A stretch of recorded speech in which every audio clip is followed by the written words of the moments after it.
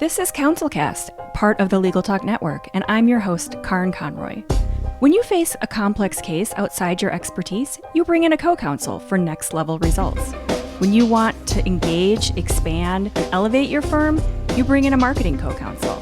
In this podcast, I bring in marketing experts who each answer one big question to help your firm achieve more. Here's today's guest. Hi, I'm Katie Brinkley. Hi, Katie. I am really looking forward to this conversation. I think the awesome thing that we're going to talk about today that I feel like so many lawyers get confused about and have a hard time figuring out is social media. So our big question, and the reason we have you on today, is to talk about what are the social media trends for 2022 that lawyers need to pay attention to. So tell us a little bit first about kind of how you figure these things out, where you start, and then we'll get into kind of the things they need to pay attention to this year. Awesome. Well, I obviously I love this topic because social media has been my passion for the past 18 years. I got started with I always feel really old when I say that. As soon as you said that, I was like, has social media been around that long? Like, that's amazing. It has. It started with this thing called MySpace. My gosh. And that's when I got started. Wow. Yeah. So MySpace for bands. I was helping bands with their MySpace pages, getting off of MySpace and onto the radio. And being a social media anything didn't exist back then because, Facebook was still just for colleges. Instagram didn't exist. Twitter didn't exist. And I've always been drawn to how fast relationships can happen and how fast you can build clients, customers, leads, and community around your business and your brand when you have a social media presence. And it started back with MySpace, like I said, being a social media. Was it even called social media back then? It probably wasn't. I don't think it was. What a crazy history. And I know, and it seems like social media is so new, but at the same time, like how much has it changed the way that we work and do business and communicate with each other? Yeah. And pay attention and kind of have an awareness of what we're doing on a personal and a professional level. Like it really has changed relationships, like you said. I think that's a really great way of looking at it. Well, and Karin, I think that if we didn't learn anything from 2020, April of 2020, it's that you need to have some sort of a social media presence, like whether it is a LinkedIn presence or if you've gone all in on Instagram.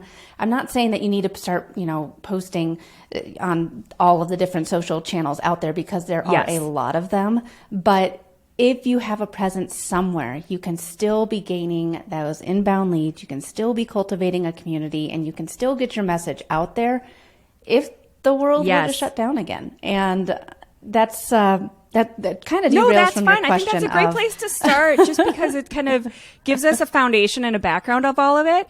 And let's hope the world never shuts down again. But even on kind of a smaller scale, like let's, at one end of the extreme of the world shutting down, but even on a smaller scale, like, if we want to have a more balanced life and be present in all these different places, this is how you kind of do that. And you're out there without having to show up at every event and every conference and, do the things that old school used to have to do to get out there and network and meet people. So, okay. So the big question, so what are the social media trends? But I feel like we should actually even back up before we get to that because, like you said, it's the way to network and it's the way to get out there. But why do these trends even matter, especially to lawyers? Because I think lawyers are, I know lawyers are very hesitant when it comes to social media. Yeah, and I get it. I understand why. It seems like it's a big undertaking of, well, what do I post? Where do I post? Which platform is right for me? And again, do I have to be on all of them? And I think that that's one of the biggest misconceptions and that's when I start working with new clients is I take an audit of where they're posting. And honestly, most of the time we take a giant step back. We take a step back and okay, let's focus in on where you're getting the most traction now. Go all in on that. Start creating the right content that's identifying with your clients there.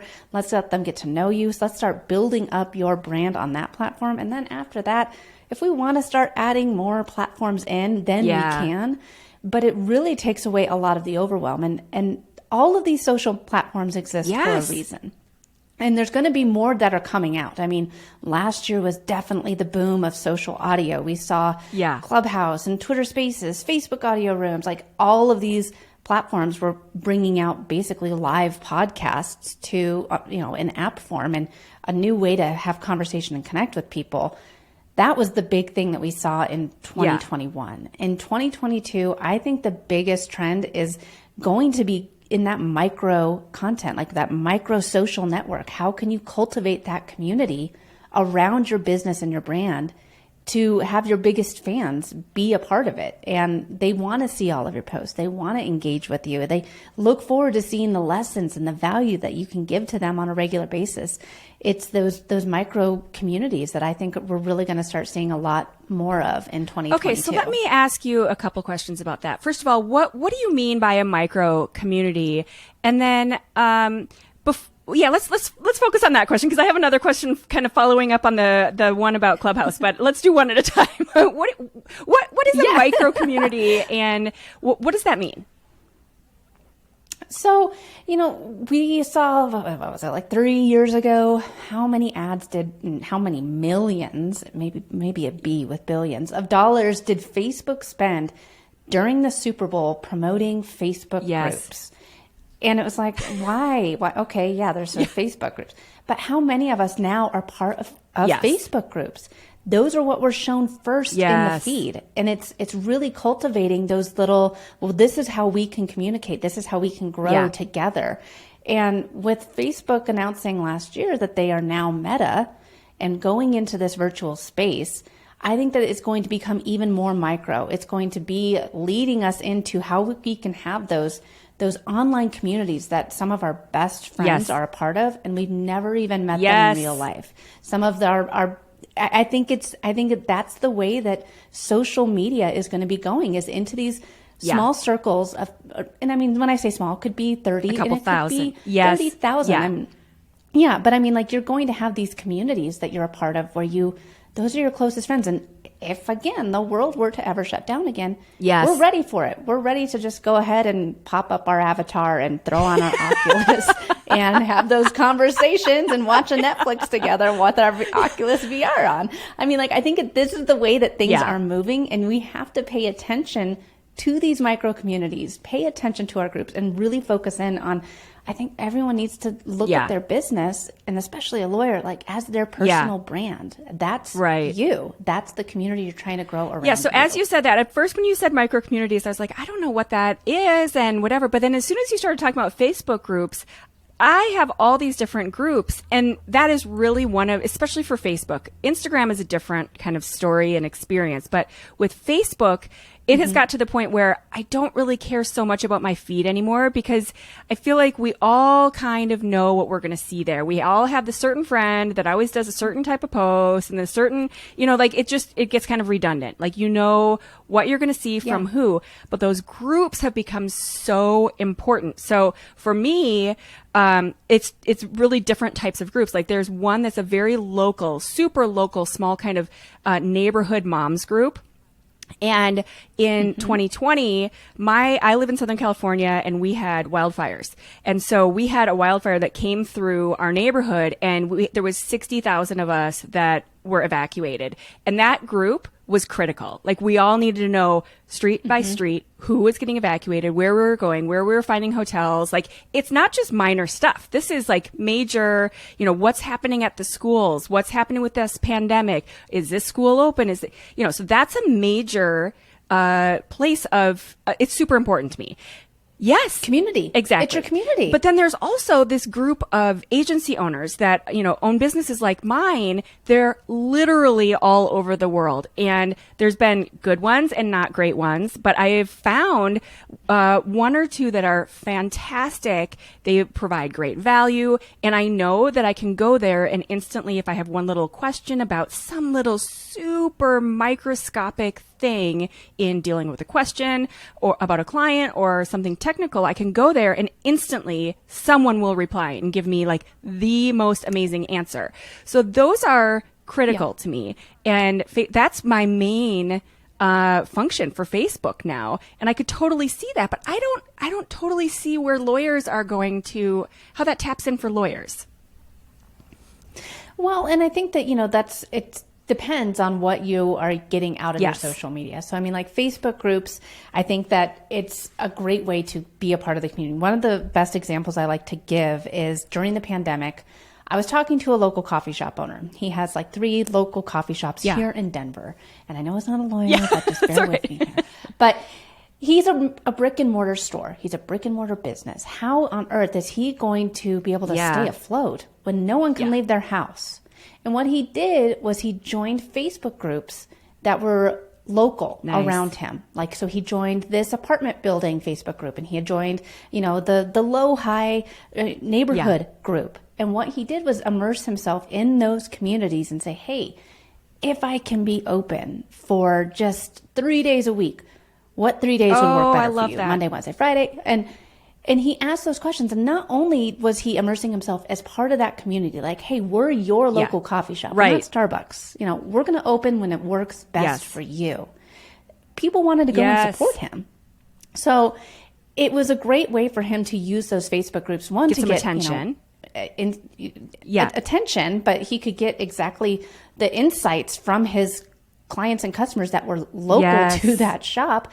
And 3, he immersed himself as being support your local business. And I think that that's a great way to utilize Facebook groups if you're a brick and mortar store. Now, I mean, I was just having kind of a flashback because for me, it's almost hard to remember the beginning of the pandemic. Like, it feels so long ago sometimes, but there was everyone was talking at the beginning about supporting your local businesses because they were all really struggling. So taking that just on a normal daily kind of existence instead of thinking about it in terms of a pandemic makes perfect sense.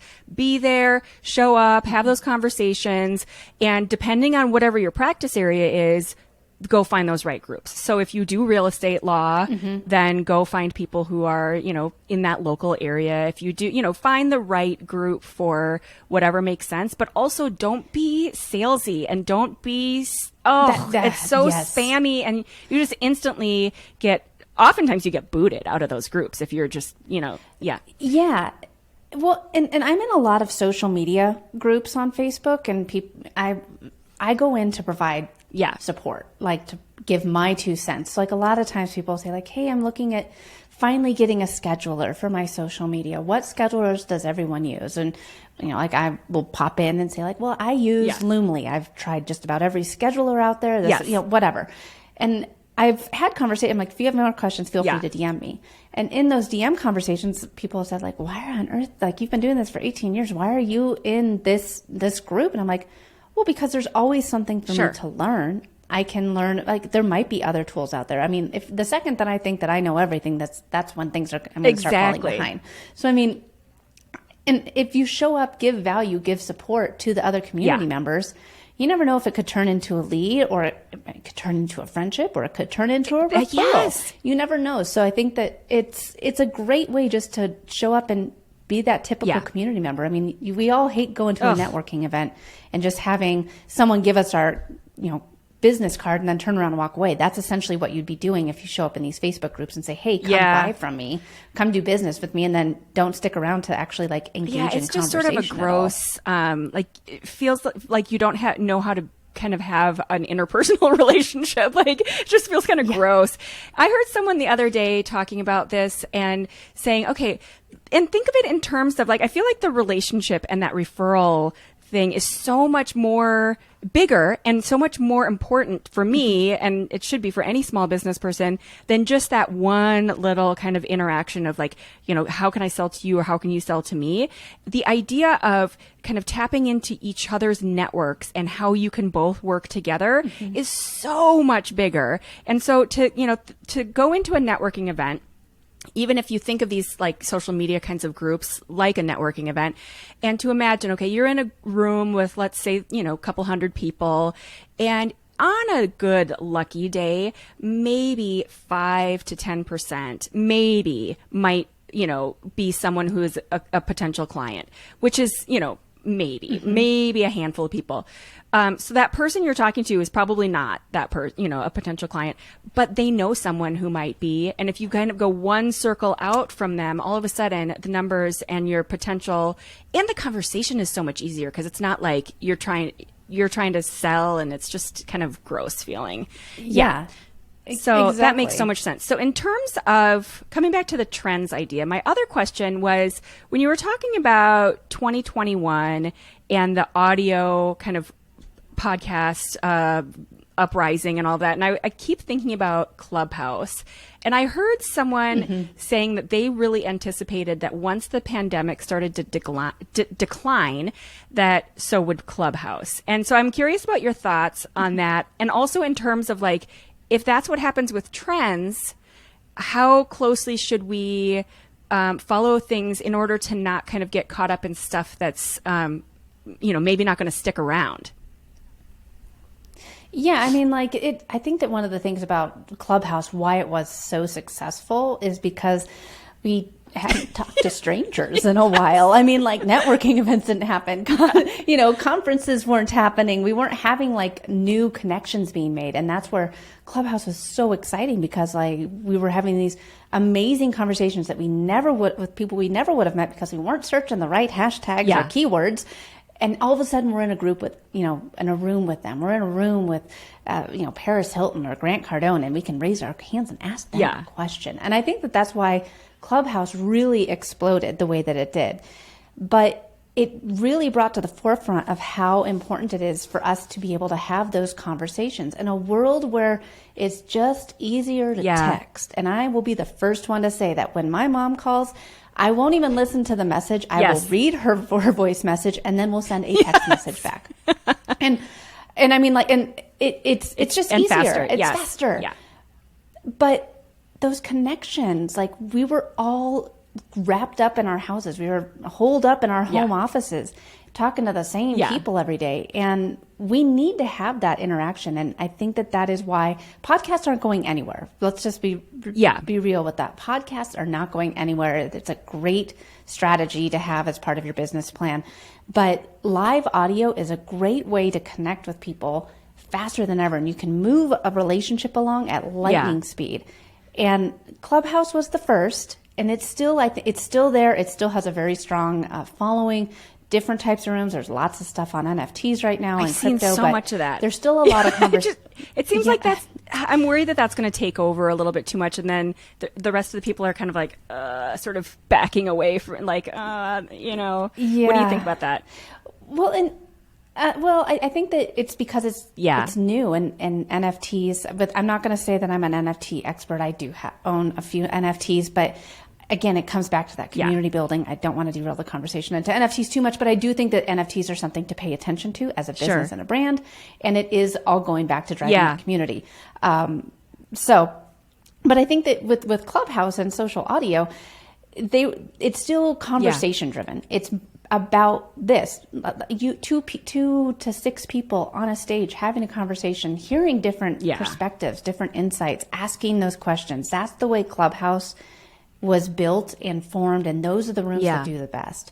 Now, on Twitter, it's a different type of conversation. It's typically four people on stage max, talking about something, and the rest of the people are listening. Facebook audio rooms, and you can do those live emoji commenting, sharing it, and tweeting about it.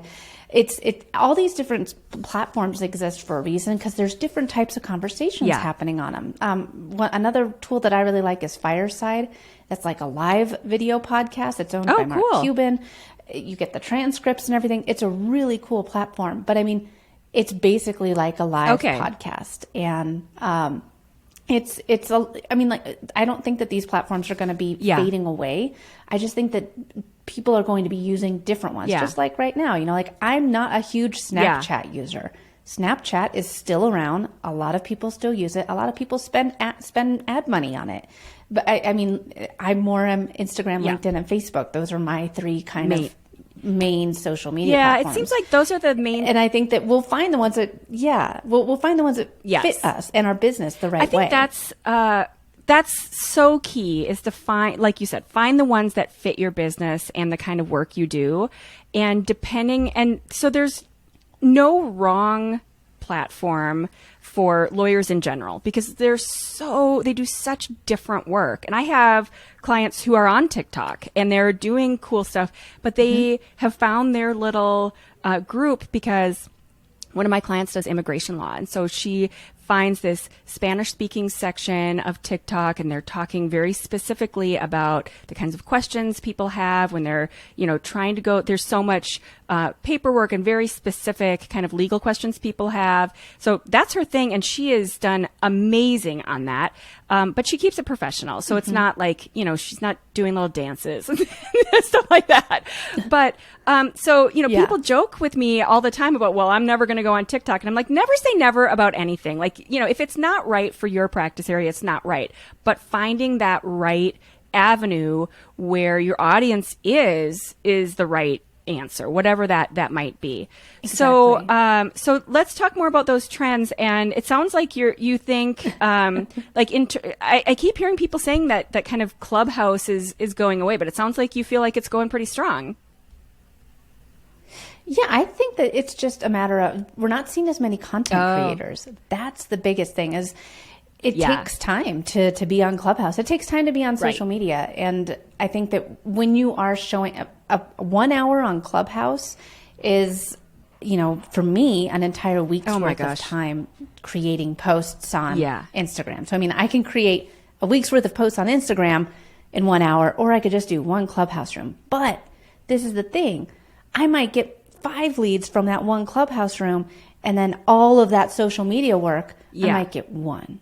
So it really comes down to how you craft your title, how you prepare for your room, how you promote your room. If you have an email list, if you're promoting it on your other social media channels, I think that if you are spending time on Clubhouse, you absolutely need to be on Instagram as well, because they are so closely connected.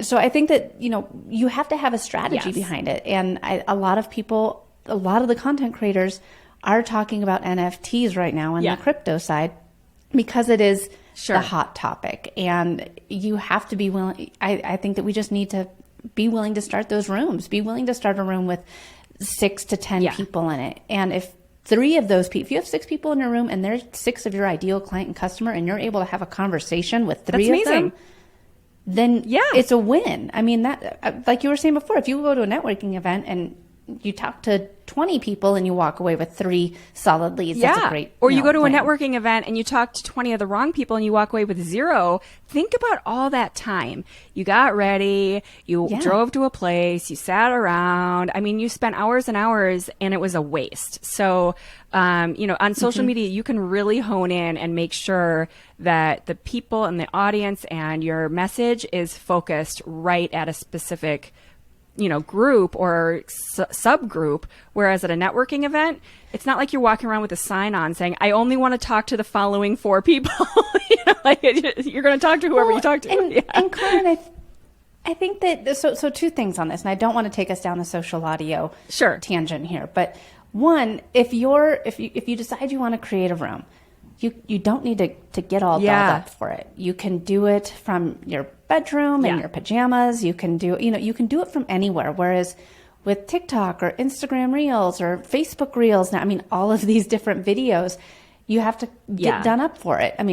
Not to the nines, but it takes a little bit more effort and energy, where you can do social audio. Right, because nobody's looking at you. The second thing is exactly. And the second thing is, if you don't want to talk, if you don't want to join the stage, if you can find these rooms, and they have a new search feature on Clubhouse, and you can listen to the conversation. And that's one of the best places for market research. I go into a lot of rooms, a lot of spaces, and I listen to what the questions are that are being asked.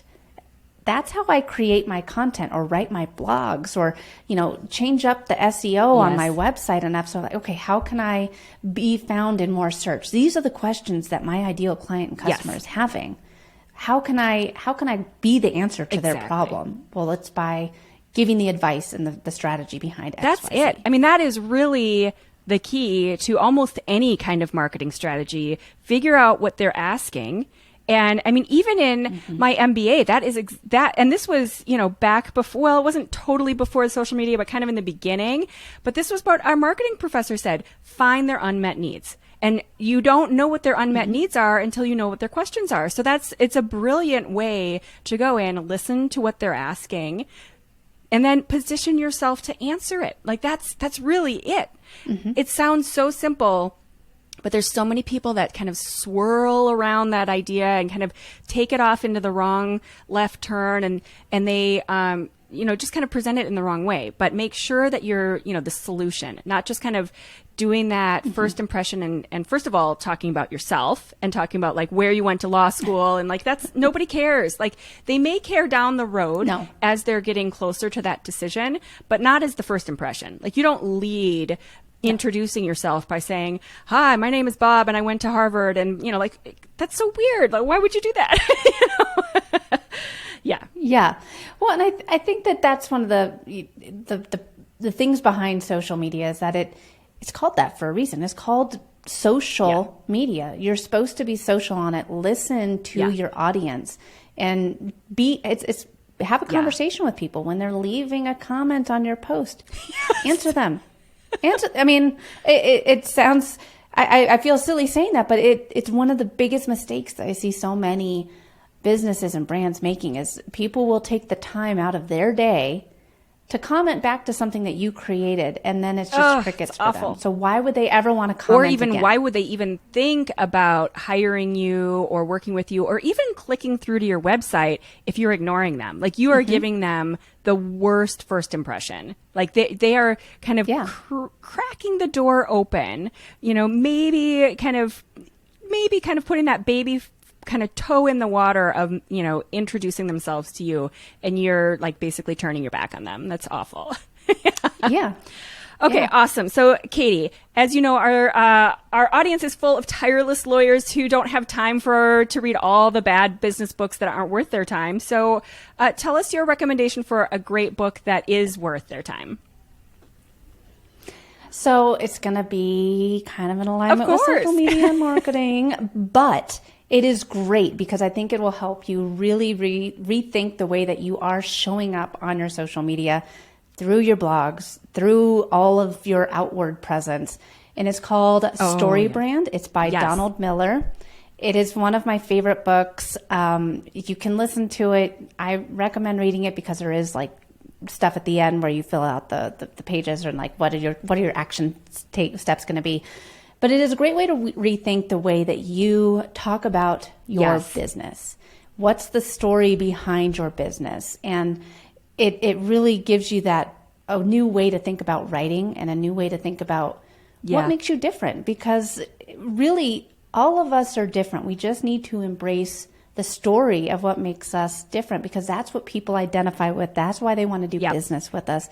That's why we position them, our clients and customers, as the hero, and we're there to help them along the way. And honestly, it's Donald Mills. Sorry for interrupting, but we'll link that on the show page. But honestly, it's one of the key places that I see lawyers and law firms getting their messaging wrong, and they feel like they need to lead, like we were saying a minute ago, with all the information about themselves, and it's very first person in terms of the law firm and all of that stuff, and they don't see their marketing and their website as a marketing tool. They kind of see it as more of like a brochure, which in my opinion is really the wrong approach. And so you need to get in front of that client in terms of telling your story and why you care about them, and making it client centric, and then you're instantly tapping into the emotions of that decision that the client is making. And so it just completely changes that experience.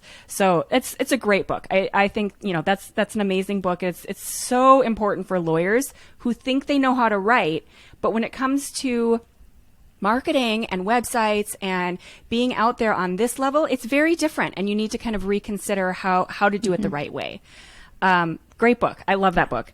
All right. So Katie, what's one big takeaway that you want our listeners to get from this episode?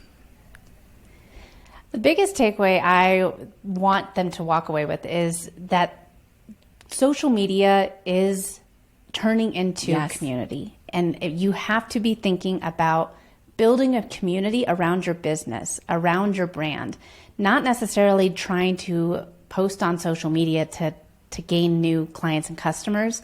If you build a community around your business, they're going to tell their friends about you. They are going to want to do business with you. They're going to be your biggest fans. Focus on building that community because and take that step back. Focus on one platform where you can really cultivate it. And if you can grow on the others as well, that's awesome. But start with one and really give it that love, attention, and nurturing that it deserves. I think that's so helpful, and it's kind of comforting to know that you can just start with the one and keep it simple and do that really great, and then expand from there. Because it does, like you said, it kind of relieves the overwhelm, and because there are so many platforms, and it's like, how am I going to do all of this all at once and whatever? Focus in on one, get that done perfectly, get kind of, your feet wet with that. And then if you feel like it's necessary, go out and find some other ones. And maybe it's not. I see a lot of lawyers really focus in on just LinkedIn. And that's great. Do whatever works. Yeah. Well, and Karin, I think too, and I know that we're wrapping up, but I think that it's one of those things where if you have that strategy around one, and people say it to me often, they're like, well, why would I want to just be on one? Like, aren't I missing opportunities on all the others? But you have to post differently. The way that you post on these platforms is all different. The way that you engage is differently. The way that you use keywords and search and hashtags, it's all different. So it can become overwhelming. And if you're not doing it the right way on each platform, you're just going to be white noise. So that's why I strongly recommend. And it's going to resonate. Knocking one out of the park. It's going to resonate wrong. And we had a guest recently that talked about the value of the client that you don't get. So, kind of the time that you don't spend and you're saving by not going on the places that are wrong for you, that's something to consider. Like, okay, I'm not going to waste the next 3 weeks going on TikTok if that's I know that's not right for me. And think about how much time I'm going to save by just shutting that down right away. Like, I'm not going to, waste my time and effort. I'm just going to keep focusing instead my time and effort on the thing that is working. So awesome. Katie is a social media strategist at Next Step Social Communications. We will link to all of your good stuff, your social media, of course, and your website and the book and all of the good stuff on the show page. But thank you so much for being here. I really appreciate your time. Yeah, thanks again for having me. Thank you for listening to this episode of the CounselCast podcast. Be sure to visit our website at counsel-cast.com for the resources mentioned on the episode and to give us your feedback. If you enjoyed this episode, I would appreciate if you could rate and review the podcast on Apple and subscribe to your favorite podcast platform. See you on the next one.